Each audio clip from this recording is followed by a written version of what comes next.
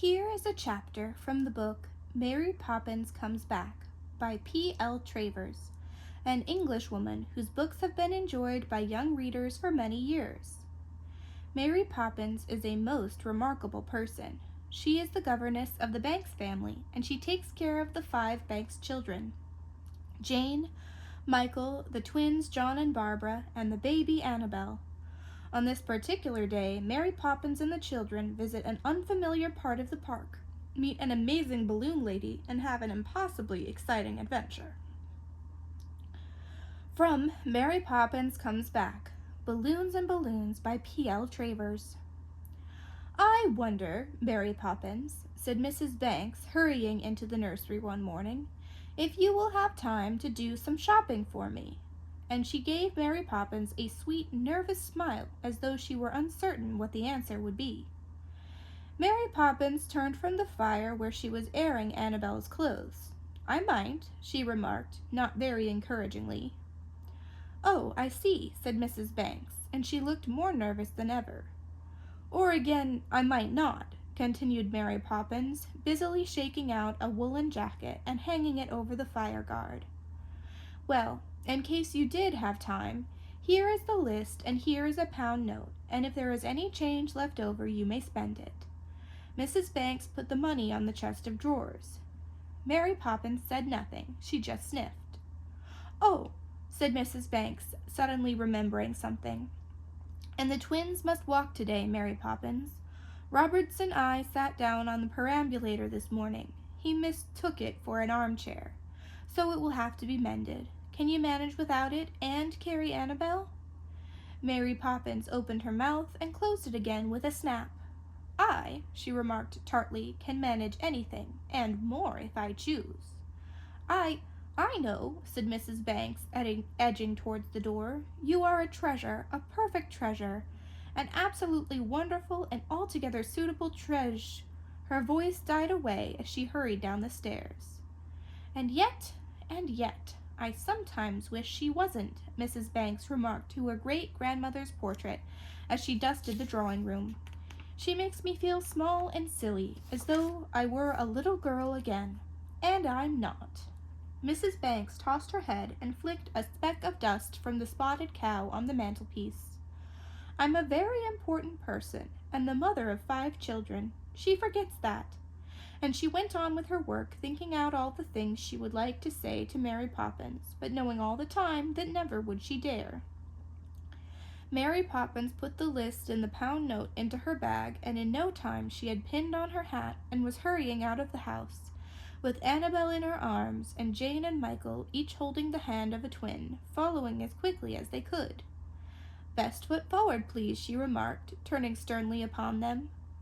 They quickened their pace, dragging the poor twins with a shuffling sound along the pavement. They forgot that John's arm and Barbara's were being pulled nearly out of their sockets. Their only thought was to keep up with Mary Poppins and see what she did with the change from the pound note. 2 packets of candles, 4 pounds of rice, 3 of brown sugar and 6 of castor, 2 tins of tomato soup and a hearth brush, a pair of housemaid's gloves, half a stick of sealing wax, 1 bag of flour, 1 fire lighter, 2 boxes of matches, 2 cauliflowers, and a bundle of rhubarb. Mary Poppins, hurrying into the first shop beyond the park, read out the list. The grocer, who was fat and bald and rather short of breath, took down the order as quickly as he could.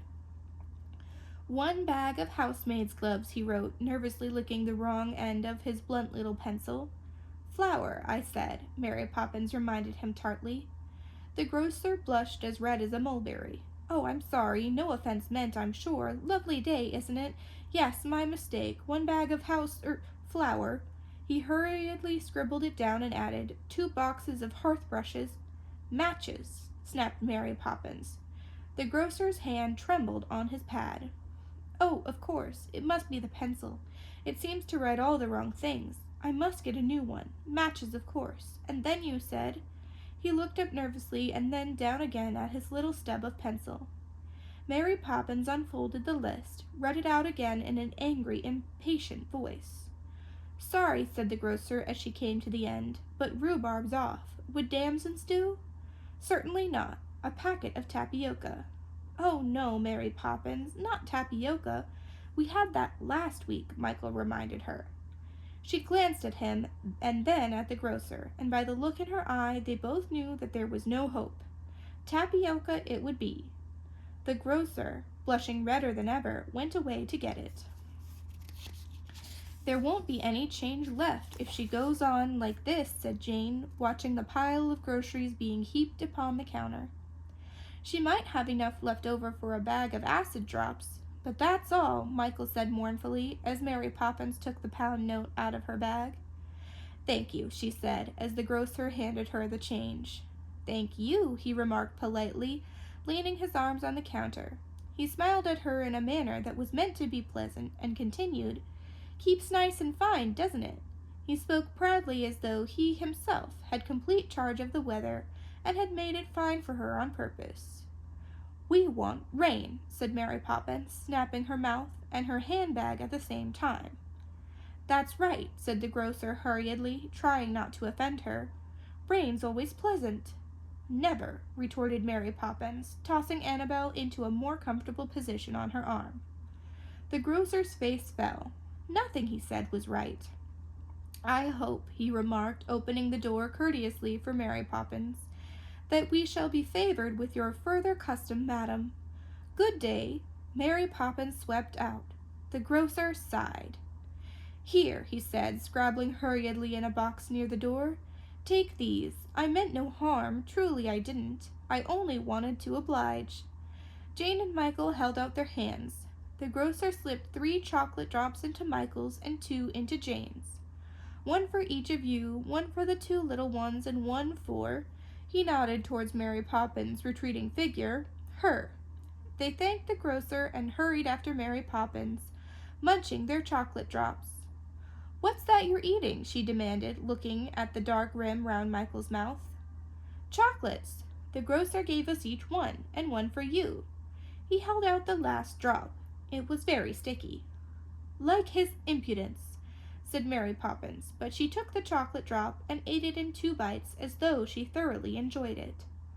Is there much change left? Inquired Michael anxiously. That's as may be. She swept into the chemist's and came out with a cake of soap, a mustard plaster, and a tube of toothpaste. Jane and Michael, waiting with the twins at the door, sighed heavily. The pound note, they knew, was disappearing fast. She'll hardly have enough left over for a stamp, and even if she has, that won't be very interesting, said Jane. Now to Mr. Tips, snapped Mary Poppins, swinging the chemist's packages and her bag from one hand and holding Annabel tightly with the other. But what can we buy there? Said Michael in despair, for there was not much jingle in Mary Poppins' purse. Coal, 2 tons and a half, she said, hurrying ahead. How much is coal? 2 pounds a ton. But, Mary Poppins, we can't buy that, Michael stared at her appalled. It will go on the bill. This was such a relief to Jane and Michael that they bounded beside her, dragging John and Barbara behind them at a trot. Well, is that all? Michael asked, when Mr. Tip and his coals had been left safely behind. Cake shop, said Mary Poppins, examining her list and darting in at a dark door. Through the window they could see her pointing to a pile of macaroons. The assistant handed her a large bag. She's bought a dozen at least, said Jane sadly. Usually the sight of anyone buying a macaroon filled them with delight, but today they wished and wished that there wasn't a macaroon in the world. Now where? Demanded Michael, hopping from one leg to the other in his anxiety to know if there were any of the pound note left. He felt sure there couldn't be, and yet he hoped.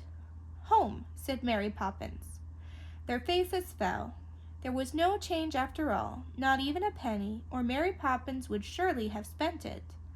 But Mary Poppins, as she dumped the bag of macaroons up on Annabel's chest and strode ahead, had such a look on her face that they did not dare to make any remark. They only knew that, for once, she had disappointed them, and they felt they could not forgive her. But this isn't the way home, complained Michael, dragging his feet so that his toes scraped along the pavement. Isn't the park on the way home, I'd like to know? she demanded, turning fiercely upon him. Yes, but there are more ways than one of going through a park, she remarked, and led them round to a side of it that had never seen before. The sun shone warmly down. The tall trees bowed over the railings and rustled their leaves. Up in the branches, two sparrows were fighting over a piece of straw.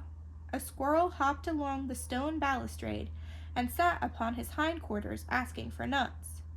But today these things did not matter. Jane and Michael were not interested.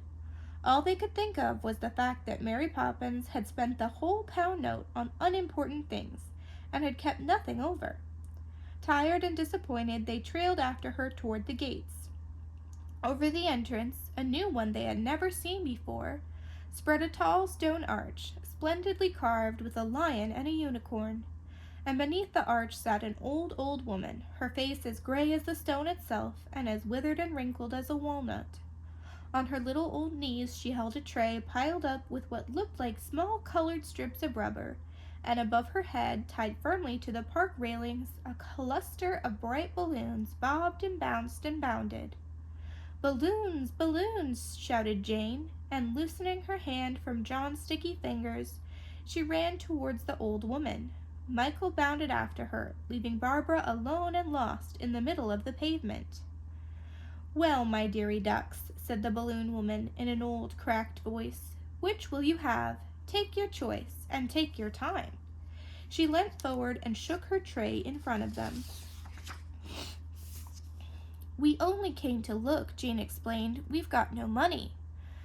"Ch-ch-ch. What's the good of looking at a balloon? You've got to feel a balloon. You've got to hold a balloon. You've got to know a balloon. Coming to look, what good will that do you?" The old woman's voice crackled like a little flame. She rocked herself on her stool. Jane and Michael stared at her helplessly. They knew she was speaking the truth, but what could they do? "When I was a girl," the old woman went on, "people really understood balloons. They didn't just come and look. They took. Yes, they took. There wasn't a child that went through these gates without one. They wouldn't have insulted the balloon woman in those days by just looking and passing by." She bent her head back and gazed up at the bouncing balloons above her. "Ah, my loves and doves," she cried, "they don't understand you any more. Nobody but the old woman understands. You're old-fashioned now. Nobody wants you." "We do want one," said Michael stoutly, "but we haven't any money. She spent the whole pound note on—" "And who is she?" inquired a voice close behind him. He turned and his face went pink. "I mean, that you, he began nervously. "Speak politely of your betters," remarked Mary Poppins, and, stretching her arm over his shoulder, she put half a crown on the balloon woman's tray. Michael stared at it, shining there among the limp, unblown balloons. "Then there was some change over," said Jane, wishing she had not thought so crossly of Mary Poppins. The balloon woman, her old eyes sparkling, picked up the coin and gazed at it for a long moment. "Shiny, shiny king and crown," she cried. "I haven't seen one of these since I was a girl." She cocked her head at Mary Poppins. "Do you want a balloon, my lass?" "If you please," said Mary Poppins with a haughty politeness. "How many, my dearie duck, how many?" "4." Jane and Michael, almost jumping out of their skins, turned and flung their arms round her. "Oh, Mary Poppins, do you mean it? 1 each? Really, really?" "I hope I always say what I mean," she said primly, looking very conceited. They sprang towards the tray and began to turn over the colored balloon cases. The balloon woman slipped the silver coin into a pocket in her skirt. "There, my shiny," she said, giving the pocket a loving pat. Then, with exciting, trembly hands, she helped the children turn over the cases. "Go carefully, my dearie ducks," she warned them. "Remember, there's balloons and balloons, and one for everybody. Take your choice and take your time. There's many a child got the wrong balloon, and his life was never the same after."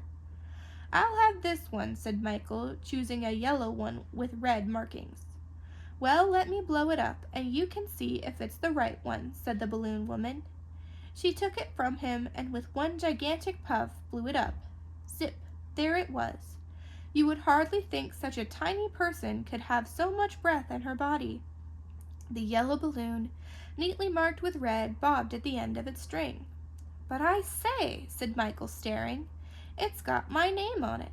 And sure enough, the red markings on the balloon were letters spelling out the two words, Michael Banks. Aha, cackled the balloon woman. What did I tell you? You took your time and the choice was right. See if mine is, said Jane, handing the balloon woman a limp blue balloon. She puffed and blew it up, and there appeared across the fat blue globe the words, Jane Caroline Banks, in large white letters. Is that your name, my dearie duck? Said the balloon woman. Jane nodded. The balloon woman laughed to herself, a thin, old, cackling laugh, as Jane took the balloon from her and bounced it on the air. Me, me, cried John and Barbara, plunging fat hands among the balloon cases. John drew out a pink one, and as she blew it up, the balloon woman smiled. There, round the balloon, the words could clearly be seen. John and Barbara Banks, one between them because they are twins. But, said Jane, I don't understand. How did you know? You never saw us before. Ah, my dearie duck, didn't I tell you there were balloons, and that these were extra special? But did you put the names on them? Said Michael. I, the old woman chuckled. Nary I. Then who did? Ask me another, my dearie duck. All I know is that the names are there, and there's a balloon for everybody in the world if only they choose properly. One for Mary Poppins, too? The balloon woman cocked her head and looked at Mary Poppins with a curious smile. Let her try. She rocked herself on her little stool. Take your choice and take your time. Choose and see. Mary Poppins sniffed importantly. Her hand hovered for a moment over the empty balloons and then pounced on a red one. She held it out at arm's length, and to their astonishment, the children saw it slowly filling with air of its own accord. Larger and larger it grew till it became the size of Michael's, but still it swelled until it was 3 times as large as any other balloon, and across it appeared in letters of gold the 2 words, Mary Poppins. The red balloon bounced through the air, and the old woman tied a string to it, and with a little cackling laugh handed it back to Mary Poppins. Up into the dancing air danced the 4 balloons. They tugged at their strings as though they wanted to be free of their moorings. The wind caught them and flung them backwards and forwards, to the north, to the south, to the east, to the west. Balloons and balloons, my dearie ducks, one for everybody if only they knew it, cried the balloon woman happily. At that moment, an elderly gentleman in a top hat, turning in at the park gates, looked across and saw the balloons. The children saw him give a little start. Then he hurried up to the balloon woman.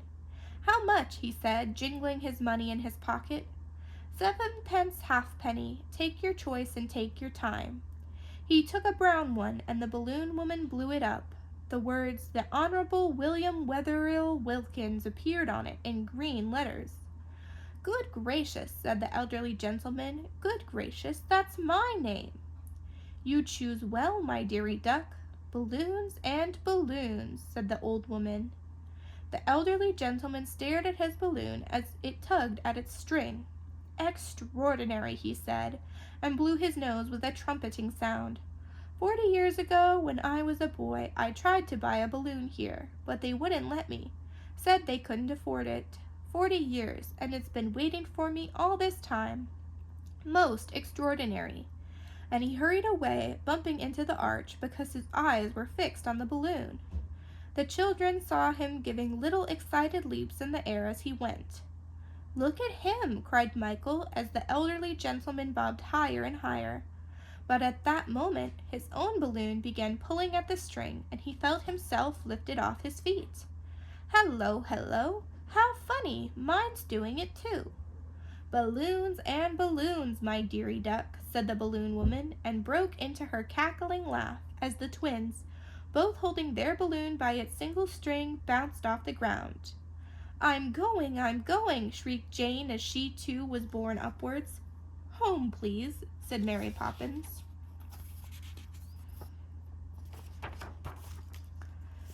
Immediately the red balloon soared up, dragging Mary Poppins after it.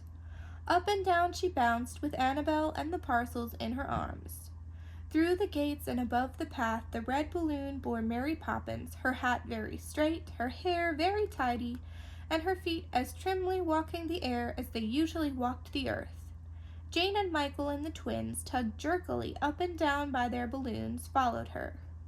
"Oh, oh, oh!" cried Jane as she was whirled past the branch of an elm tree. "What a delicious feeling!" "I feel as if I were made of air," said Michael, knocking into a park seat and bouncing off it again. "What a lovely way to go home!" "Oh, ee!" squeaked the twins, tossing and bobbing together.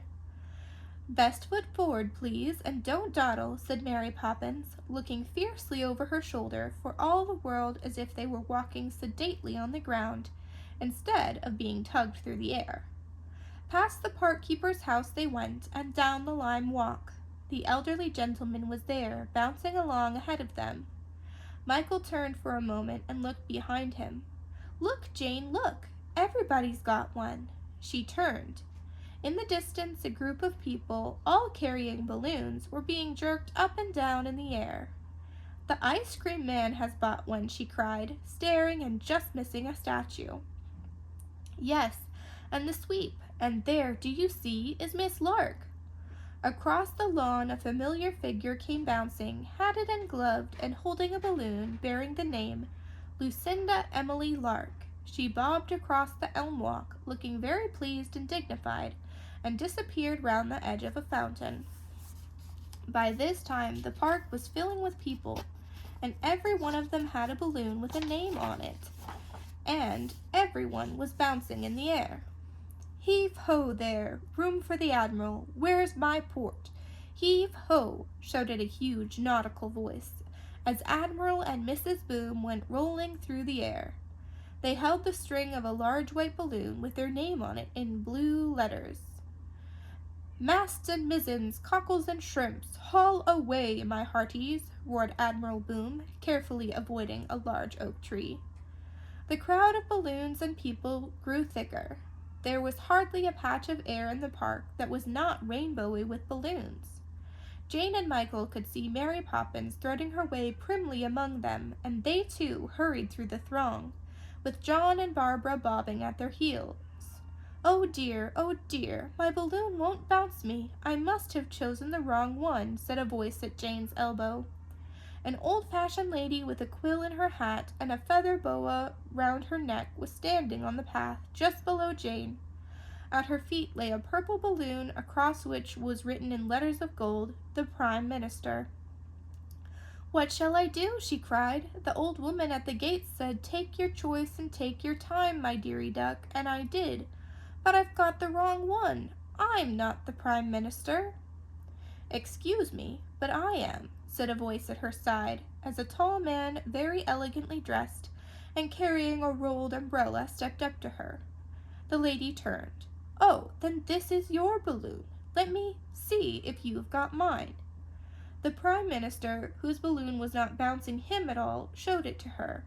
Its name was Lady Muriel Brighton Jones.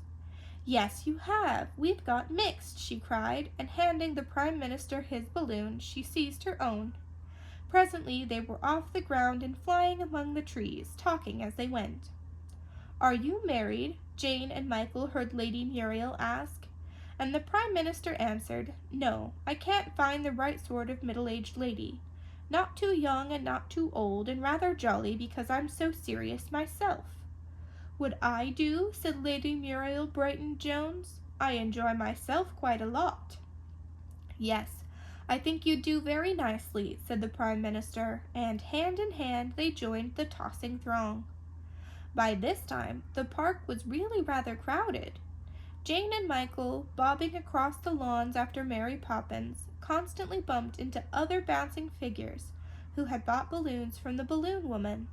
A tall man wearing a long mustache, a blue suit, and a helmet was being tugged through the air by a balloon marked Police Inspector, and another, bearing the words Lord Mayor, dragged along a round, fat person in a three-cornered hat, a red overall, and a large brass necklace. Move on, please. Don't crowd the park. Observe the regulations. All litter to be deposited in the rubbish baskets. The park keeper, roaring and ranting, and holding a small cherry-colored balloon marked F. Smith, threaded his way through the crowd. With a wave of his hand he moved on two dogs, a bulldog with the word C.U. written on his balloon, and a fox terrier whose name appeared to be Albertine. "Leave my dogs alone, or I shall take your number and report you," cried a lady whose balloon said she was the Duchess of Mayfield. But the park keeper took no notice, and went bobbing by, crying, "All dogs on a lead, don't crowd the park, no smoking, observe the regulations," till his voice was hoarse. "Where's Mary Poppins?" said Michael, whisking up to Jane. "There, just ahead of us," she replied, and pointed to the prim, tidy figure that bounced at the end of the largest balloon in the park. They followed it homewards. "Balloons and balloons, my dearie ducks," cried a cackling voice behind them, and turning, they saw the balloon woman. Her tray was empty, and there was not a balloon anywhere near her, but in spite of that, she was flying through the air as though 100 invisible balloons were drawing her onwards. "Everyone's sold," she screamed as she sped by. "There's a balloon for everyone, if only they knew it. They took their choice and they took their time, and I've sold the lot. Balloons and balloons." Her pockets jingled richly as she flew by, and standing still in the air, Jane and Michael watched the small, withered figure shooting past the bobbing balloons, past the Prime Minister and the Lord Mayor, past Mary Poppins and Annabel, until the tiny shape grew tinier still, and the balloon woman disappeared into the distance. "Balloons and balloons, my dearie ducks." The faint echo came drifting back to them. "Step along, please," said Mary Poppins. They flocked round her, all four of them. Annabel, rocked by the movement of Mary Poppins' balloon, nestled closer to her and went to sleep. The gate of number 17 stood open. The front door was ajar. Mary Poppins, leaping neatly and bouncing primly, passed through and up the stairs.